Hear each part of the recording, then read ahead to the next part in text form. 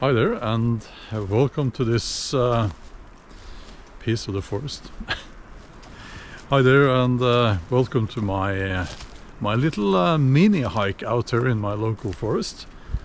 I just recorded a video actually, in one of my walk and talk videos, but I wanted to comment on something else as well. You know, the red pill movement. People would say that they are red-pilled, and that would mean something like they know the truth, and all of that. Now, I have always thought that the truth is it's a big word, isn't it? And that's a big claim, to claim that you know the truth. Well, actually, that truth, is that two words? Well, that would be two words. Well, but anyway, it's a big concept, and I don't know the. Whoops, almost slipped there. I don't claim to know the truth. I'm more about asking questions, I guess. But the red pill movement, at least the red pill movement that had to do with, or has to do with, you know, masculinity and being a man and all that, and how to be a man and so on and so on. I think it's dying, or maybe it's already dead. And in my opinion, it's because it just got out of hand. It was, to me, the equivalent of extreme feminism, or the male equivalent of extreme feminism. And you will have people like, oops, slipped on the same route there, I think.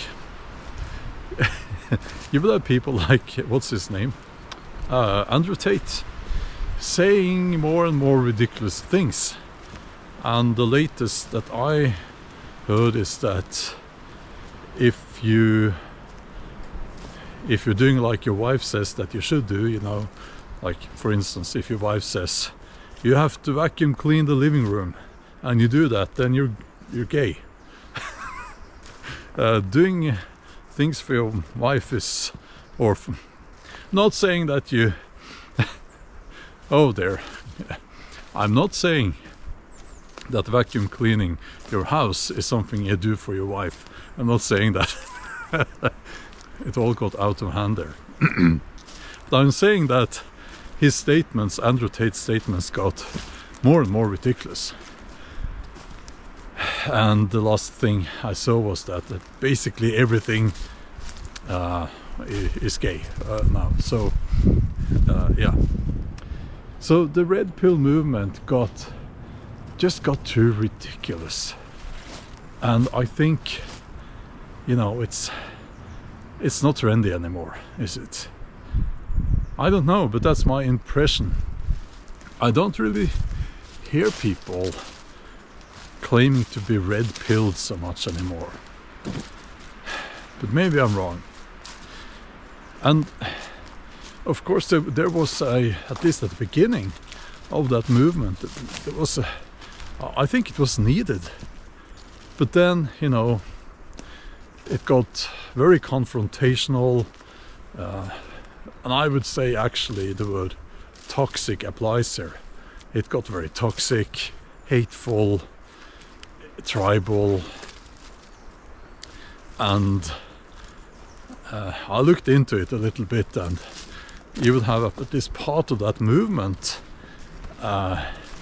they would say or claim that it's better not to be in a relationship with a woman at all, and that's the only way to be a real man, and things like that. And that's just not true, you know. I think men should do what they want to do, as long as it's not harming anyone.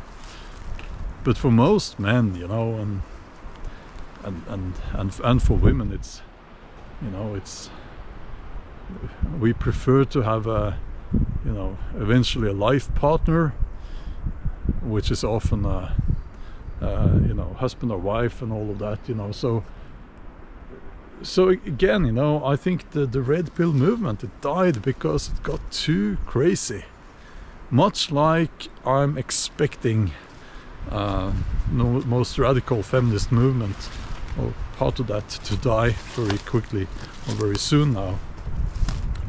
The woke movement, same thing, I hope, but maybe not over in the USA, because things tend to be crazier there. But again, I'm not there, so what do I know?